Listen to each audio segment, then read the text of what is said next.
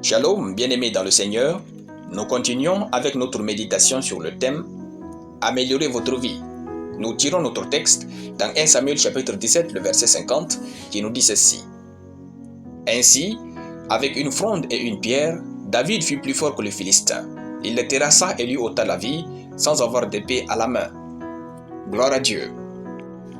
Pour être capable d'améliorer votre vie, vous devez être capable de trouver ce que Dieu a placé en vous. Effectivement, tant que vous ne découvrirez pas votre domaine d'excellence, votre épanouissement et votre capacité à réaliser des choses uniques, vous ne pourrez pas améliorer votre existence. Il incombe à vous et non à Dieu de déterminer en quoi vous êtes talentueux ou exceptionnel. C'est-à-dire, c'est votre responsabilité de découvrir ce que Dieu a investi en vous.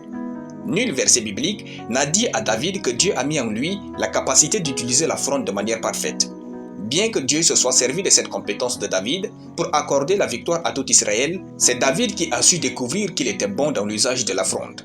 Le verset dit « Ainsi, avec une fronde et une pierre, David fut plus fort que le Philistin. Il le terrassa et lui ôta la vie sans avoir d'épée à la main. » Votre force face au combat de la vie se trouve dans ce que Dieu a investi en vous et non dans vos muscles.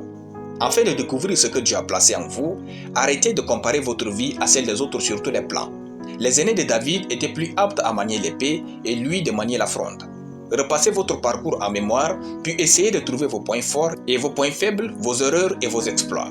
La brousse et l'élevage des moutons de son père ont donné à David ce que la formation militaire n'aurait pas pu lui donner.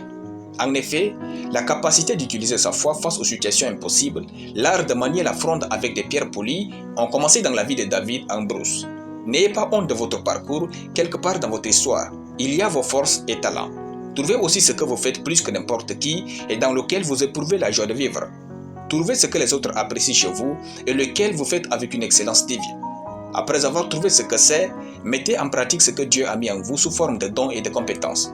N'oubliez pas que David ne s'est pas servi de pierres simples, mais de pierres bien polies, c'est-à-dire lisses.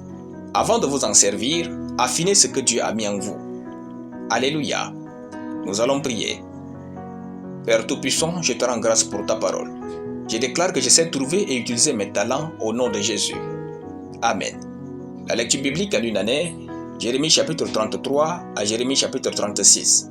Soyez bénis, c'était le pain du ciel.